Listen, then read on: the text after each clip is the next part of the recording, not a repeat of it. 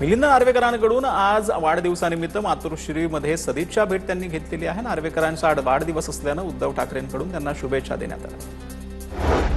नरेश मस्केंकडून मिलिंद नार्वेकर यांना शुभेच्छा। माझे भारतीय विद्यार्थी सेनेपासूनचे सहकारी आणि विधान परिषदेचा आमदार, मित्र आणि हितचिंतक म्हणत मस्केंकडून वाढदिवसाच्या शुभेच्छा देण्यात आल्या। पिंपरी चिंचवडमध्ये इंधन पुरवठा करणारे पेट्रोल पंप बंद नाहीत। 80% पेट्रोल पंप बंद असल्याची अफवा आहे। नागरिकांनी पेट्रोल पंपावर गर्दी न करण्याचं आवाहन केलंय। पुणे पेट्रोल पंप असोसिएशनचे अध्यक्ष ध्रुव रेपाळे यांची ही माहिती आहे। पेट्रोलियम आणि ऑइल कंपन्यांचे जे ऑफिशियल पोर्टल्स आहेत त्याच्यावरती आपण जे काही बातम्या आहेत त्याच्यावरती बघावेत, ज्याच्यामुळे आपल्या ह्याच्यामध्ये काही कन्फ्युजन राहणार नाही आणि आपला माल पण सुरळीत भेटत राहणार।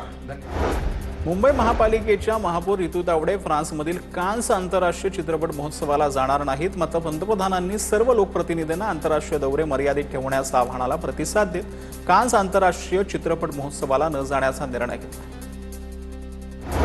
अहिल्यानगरच्या शिर्डी येथे 23 मे रोजी ऐतिहासिक संरक्षण उत्पादन केंद्राचं उद्घाटन झालंय। देशाचे संरक्षण मंत्री राजनाथ सिंह यांच्या उपस्थितीमध्ये संरक्षण क्षमता प्रदर्शन, MSME एक्स्पो आणि तोफगोळा उत्पादन लाईनचं उद्घाटन होणार आहे। पहिल्यांदाच अशा प्रकारचं उत्पादन करणारा कारखाना आपल्या जिल्ह्यामध्ये सुरू होतोय। त्याच्या मानाने आपल्या जिल्हावासियांना त्याचा आनंद आणि अभिमान आहे।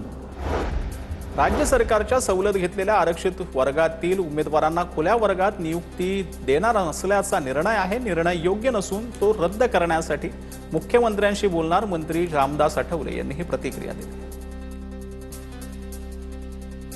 आता राज्य सरकारने कोणता निर्णय घेतलेला आहे मला त्याची माहिती नाही, पण मी माहिती घेऊ, नक्की मुख्यमंत्र्यांशी बोले।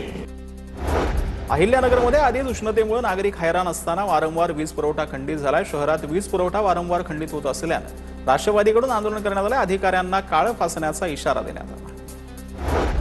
नीट पेपर फुटी प्रकरणामध्ये मुंबई युवक काँग्रेसची मेट्रोमधील जनजागृती मोहीम, मुंबई युवक काँग्रेसच्या अध्यक्षा जिनत शबरीन यांच्या नेतृत्वाखाली प्रवाशांना पत्रकं वाटली, तर भाजप सरकारच्या संरक्षणाखालीच पेपर फुटीचे रॅकेट फोफावल्याचा आरोप केला।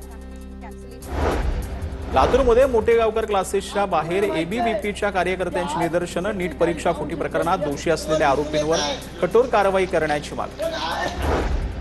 अहिल्यानगरच्या श्रीरामपूरमध्ये बकरी ईदच्या पार्श्वभूमीवर श्रीराम पोलिसांचा रूट मार्च, कायदा सुव्यवस्था अबाधित राखण्यासाठी श्रीरामपूर शहर पोलीस दलाकडून शहरातील विविध मार्गांवरून रूट मार्च काढण्यात आला।